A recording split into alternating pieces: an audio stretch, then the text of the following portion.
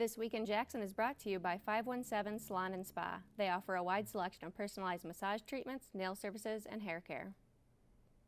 Hi, I'm Suzanne McCluskey, your host of This Week in Jackson. This week we've got several cool things happening and also a great guest tonight from the Jackson Symphony Orchestra, Carol. But real quick, I'm going to run through a handful of items happening, starting with Amazing Moms of Summit at the Summit Jackson District Library. They're having a gathering for moms to get together and swap ideas while entertaining your kids. So free sitting while you chat with other moms. Plugged into Michigan 2.0 is happening at Spring Arbor University on November 11th. Mary Kramer will address how the Michigan job seekers and employers can work together to discover the disconnect and how to fix it. Big event, November 13th. It's actually Sesame Street's 44th birthday. That's impressive. I'm actually a little surprised. I thought they were significantly older than that, but happy birthday, Sesame Street. And if you want to celebrate with preschoolers to second graders, you can head over to the Napoleon Branch Library, but registration is required, so make sure to contact them. Dine with Love is happening on November 15th at the Brookside United Methodist Church. This is a delicious dinner event with the Love Network to explore what the future has in store for the needy of Jackson County.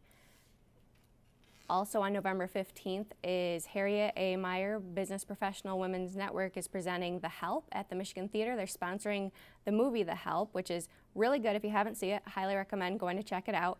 The movie's only $5. There's also a live auction and raffles. This is to help raise money for their scholarship program, which I can personally give them a testimonial for that. I am a scholarship receiver from the Business Professional Women's Network, so that's, I would say well worth supporting because I benefit from it and a lot of other people can too.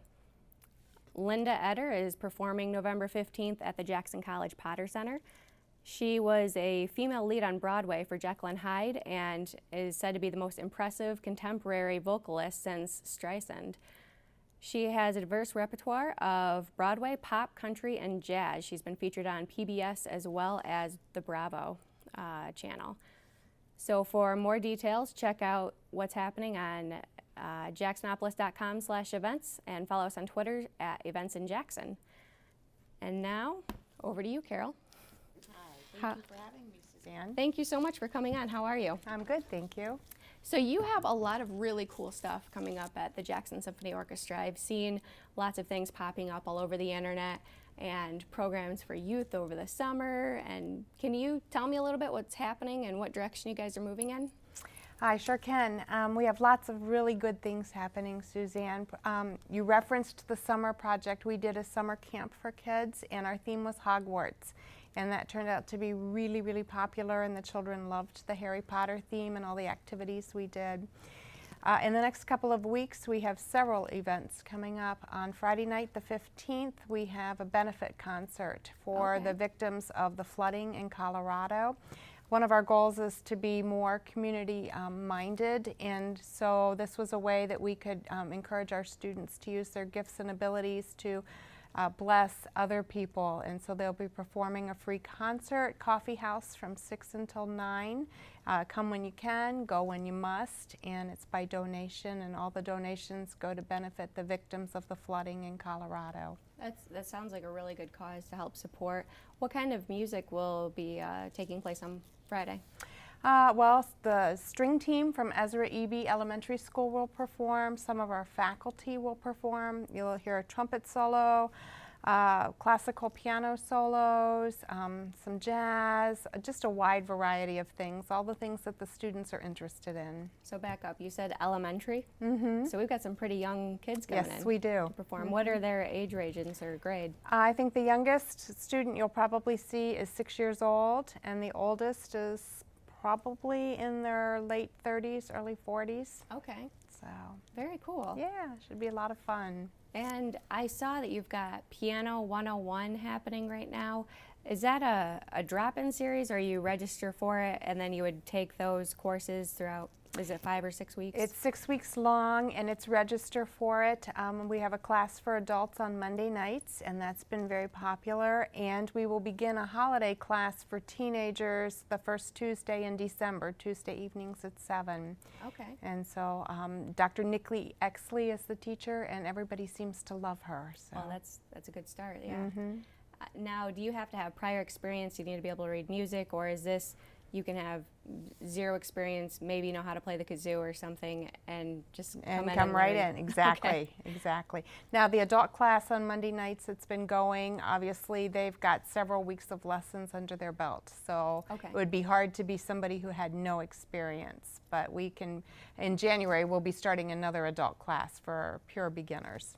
And is that a piano again or a different instrument? No, piano, but we're always starting something. You know, we have a guitar class beginning for beginners in December also. So. Do you have to own a guitar, or are there guitars supplied Yes. there? No, you have to own your own guitar. Okay. And we can help you rent one, point Oh. you in the right direction if you need that. So. That's great. That way, if you decide that you don't want to fully commit, you can at least try it Right. before you buy it. Exactly. Great. Yeah. And now the Hogwarts thing, I had a friend whose kid participated in that, and they just loved it. They just raved about it. Do you have more events like that coming up that's geared for kids? It's cool. And Well, we have a Christmas party planned for children on the 13th of December, but truthfully, it's really for the parents to get a break. And so Okay. they can bring their children after school and leave them for 4 hours so they can go shopping. We'll feed them a light supper, do crafts and all kinds of musical activities with them. There's a $25 cost for that. Monday, the 20th of January, is going to be our Winter Olympics camp, and we will be running that all day because that is a day that children typically have off from school. Again, you don't have to have any music experience to participate, but you will get music experience by the Okay. end of the day. So. now I'm familiar with the Olympics, but how do you tie it into the symphony and music? You can do all kinds of musical activities with students and put them in teams and make it into an Olympic theme. I did Okay. it years ago, and we had a great time, so we're going to do it again. So. Very cool. And we'll run the Hogwarts camp again this coming summer. So that was very popular. We'll do it again. That's great, yeah, and it'll be good for the rest of the community to get a chance to try that out if they didn't hear about it before. Yes. And I'm looking forward to, I had mentioned to you previously that I'm wrapping up school, and I would really like to learn the piano, so I'm hoping to be able to check out one of those classes. Oh, that would be great. We would love that. We have a lot of fun with our students. Our goal is to make music the best part of every student's day, and so, and I think my faculty works hard to do that. So. No doubt. I mean, I definitely see a lot more coming out of the symphony and events and programs, classes that you can take. So it seems like you've got a very dedicated staff over there. We do. And we probably do. volunteers too. We do. And so I'm excited. This year we have we have 4 string teams, I apologize, at 4 different area elementary schools, and then a band team for beginning students at a elementary school, and we have drum circles going at Cascades Elementary. So it's been exciting to see the different things that are happening in the area. Absolutely.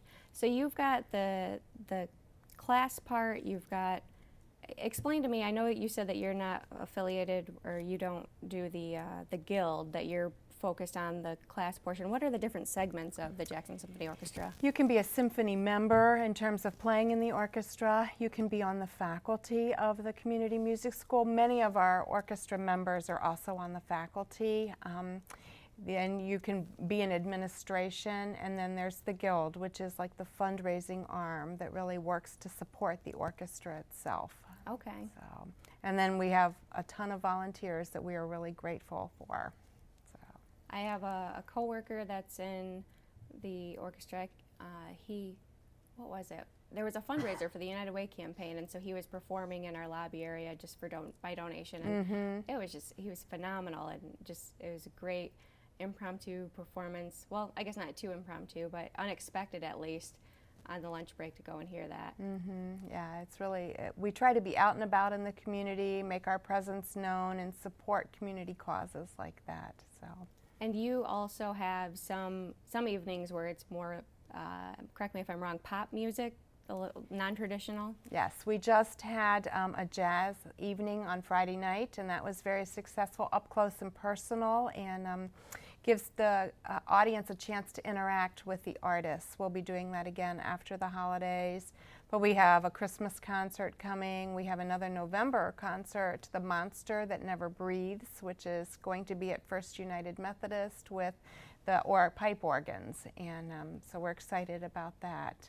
So there's plenty of things happening. The Community Music School has a Christmas market coming the night of the Christmas parade, so the building will be open. Live musicians, vendors, various artisans are coming in to sell their wares. Lots of things happening. So if you've never been exposed to the symphony before, you can kind of go in, take a tour, get a feel for it. Exactly. That's great that you're going to have your doors open, and that's during the Christmas parade, you said? Yes. Okay. 3:30 to 8:30 that night. Maybe I'll have to check it out. You should. Well, I really appreciate you coming in, and if anyone wants more information, did you have a Twitter page? Is that right? It's under my name, Carol Ivkovich, or our website is jsocommunitymusicschool.org. Great. Well, thanks again for coming in, and we'll see you next week. Great. Thanks, Suzanne.